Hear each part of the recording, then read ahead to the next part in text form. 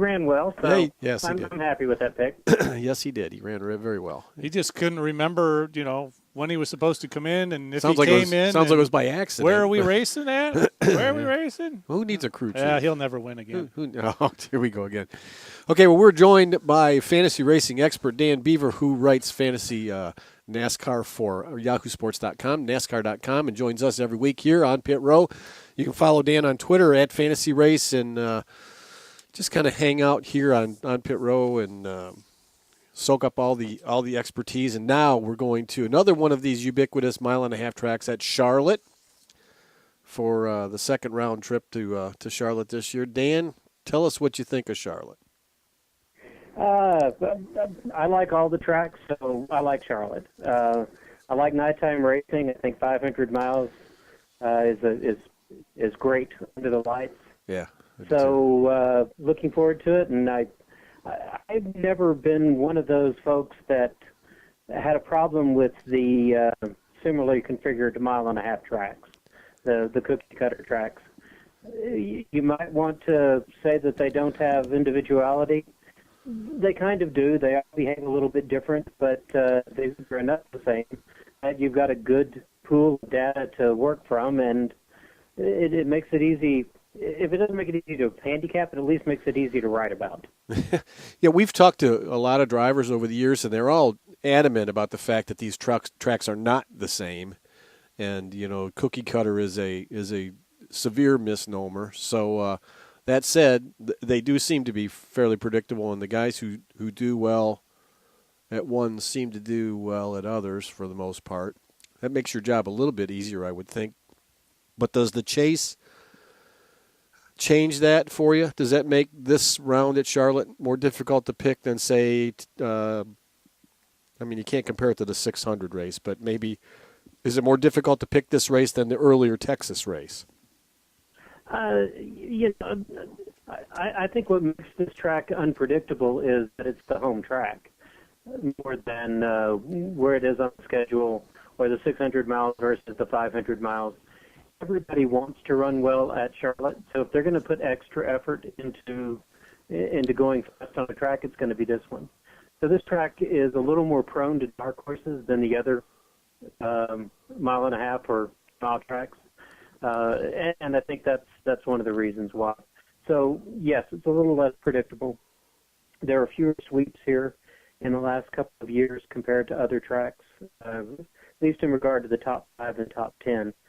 Quite a few drivers, though, sweep the top 15.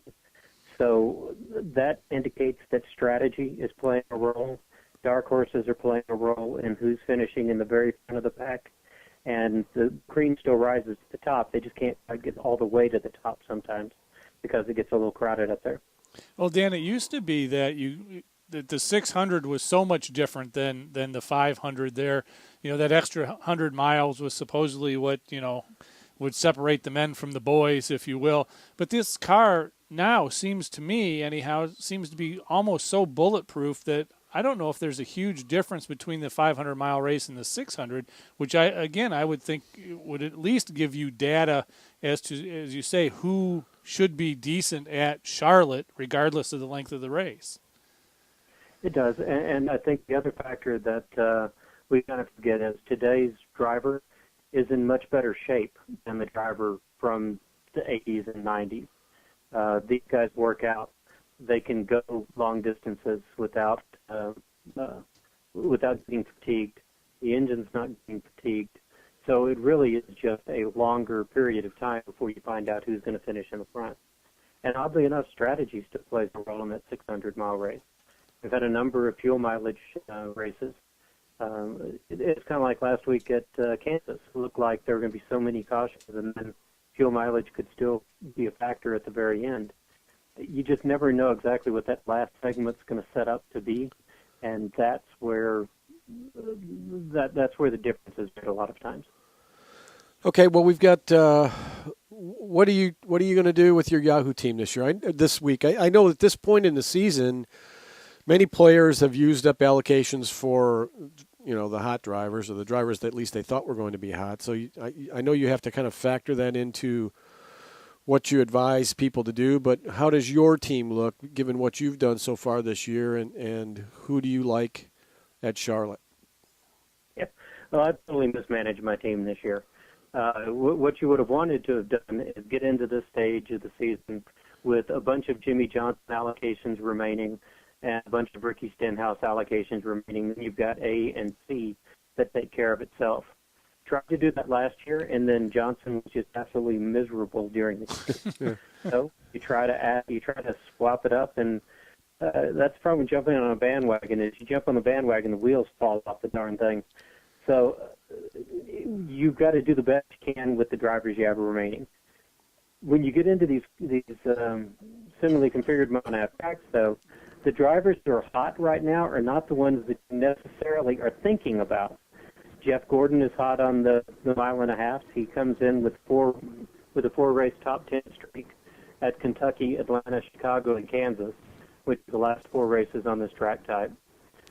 You've got Kevin Harvick with a 5-race streak at Charlotte 600 into the top front of that list I just gave. And you've got Kurt Busch that is coming in with a top 6 streak since Charlotte. So those are the guys that have been the studs on the cookie-cutter tracks, and they're not the ones that you think of. You think of Matt Kenseth, you think of Jimmy Johnson, you think of Kyle Busch, and they've been uneven on this track. So I think this is the time to make up some ground. I would not say jump on the bandwagon of Kevin Harvick because, again, you jump on a bandwagon, the wheels fall off. I like Gordon again. I do like Harvick, but I won't put him on my team because, well, I don't want to jinx the guy.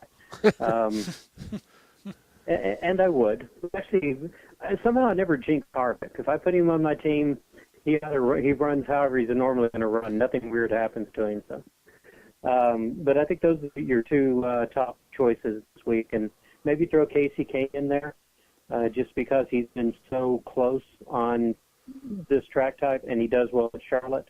And those are the pool that you're going to be choosing from in Group A. All right, so how's your B and C look then? Well, in B, you've got Kurt Busch, and I think he's always unpredictable. No matter what he's done in the past, he's just as likely to slap the wall this week as he was last week as he was the week before, and that's going to happen sometime during the sometime during the chase. Don't know if it's going to happen at Charlotte. So since you don't know when it's going to happen, you go by the numbers, and I think Kurt Busch is your top pick there. Joey Logano has top 5 finishes in his last 7 races on this track type, plus a 12th at the beginning of the week at Vegas. I think you got to put him high up on the list. You're going to watch Martin Truex Jr. and see if he can recapture his early season magic, because he came into Chicago with a 6-race top 10 streak on cookie cutters and has struggled in the last couple of weeks. So he's not an automatic pick, but he's one of those guys that you're definitely going to, you should be paying attention to. Beyond that, it's kind of provisional. You got to watch practice, you got to watch qualifications, but you got to make your choice for the provisional roster before then. So it's kind of a pick-em between Newman, Edwards, Stiffel. They've been consistent on this track type, and they're going to be at the top of the list. Probably whoever you've got the most allocations remaining for is who you're going to want to put on your team provisionally. Would you take a look at a driver? Would you take a look at a driver like a Brian Vickers for that to wait and watch for practice results? Not right now. Last week's crash, he's had several crashes or engine failures on this track type. I'm going to let him rest and see what he does this week, and then think about him again at Texas. No, I've got him ranked relatively low this week. Sounds like my kind of pick. Okay, and who's your C pick, Dan? We've got about 2 minutes to go here.